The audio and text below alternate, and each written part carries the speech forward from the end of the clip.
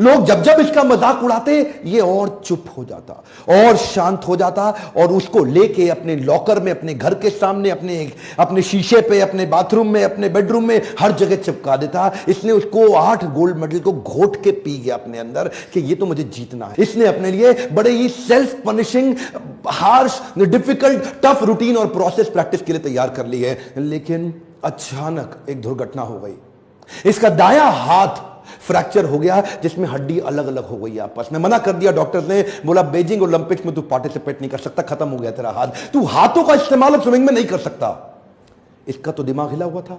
बोला मैं अनाउंस कर चुका हूं, मेरे को तो बीजिंग ओलंपिक जीतना ही जीतना, और जीतना नहीं है 8 मेडल नहीं 8 गोल्ड मेडल चाहिए। लेकिन वो जो हाथ टूट गया, सबने बोला पागल है क्या, अगली बार अगले ओलंपिक्स में कर ले, जिंदा रहेगा तो करेगा ना। अच्छा, सोल्यूशन और पॉसिबिलिटीज पे इतना फोकस करता कि मन ही मन इसको एक आइडिया आया। ये डॉक्टर्स को और भगवान को धन्यवाद किया, बोला अच्छा हुआ मेरा हाथ टूट गया, अब मैं अलग प्रकार की प्रैक्टिस करूंगा। 1 साल तक केवल पांव से स्विमिंग करूंगा, वो प्रैक्टिस अपने पांव को चलाने की स्पीड पे कर डालूंगा जो कोई और नहीं कर पाता। क्यों? क्योंकि उसके साथ में हाथ भी चलता है। इसने अपने पांव से स्विमिंग कर करके इतनी एक्स्ट्रा मजबूती ला दी कि जब तक इसका हाथ रिकवर हुआ, इसकी स्पीड को कोई मैच ही ना कर पाए। और वो हाथ टूटने के बावजूद बीजिंग ओलंपिक्स में ये उतरा, एक के बाद एक ये रेस जीता चला गया, हर एक में गोल्ड मेडल मिलता चला गया। और इसी के बाद आया 200 मीटर का बटरफ्लाई।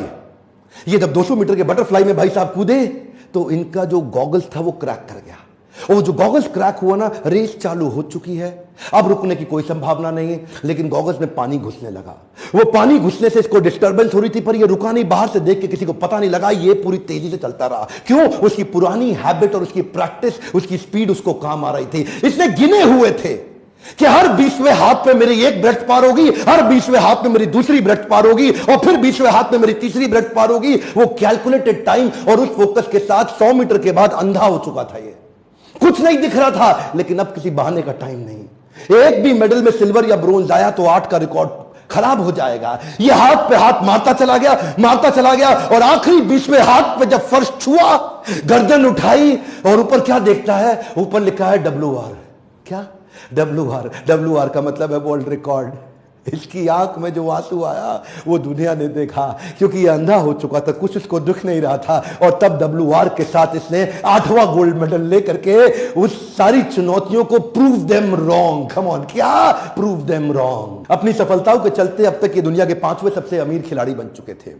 कई नए दोस्त आए, नए रिश्ते बने, और जो प्रेम का पुराना खोखलापन था वो पैसे से, सफलता और रिस्पेक्ट से भर नहीं जाता। शायद उसी के चलते ये उसी प्रेम और संतुष्टि की तलाश में कुछ गलत आदतों में पड़ गए, और जिसी के चलते इनको कुछ ही समय के अंदर DUI, जिसको बोलते हैं driving under the influence of intoxication, उसके चलते इनको 2 बार जेल में भी डाला गया। रिक्रिएशनल ड्रग्स के साथ पकड़ा गया, पार्टी के स्मोकिंग लॉट में इनको पकड़ा गया कई बार। ये तो वो चीजें हैं जो पूरी तरह से मीडिया कवरेज में भी आई, जेल तक इनको जाना पड़ा। इनको बैन भी लगा टेम्पररी स्विमिंग के लिए। वो सारी तकलीफों ने इनको पूरी तरह झकझोर दिया। लोगों ने इनसे पूछा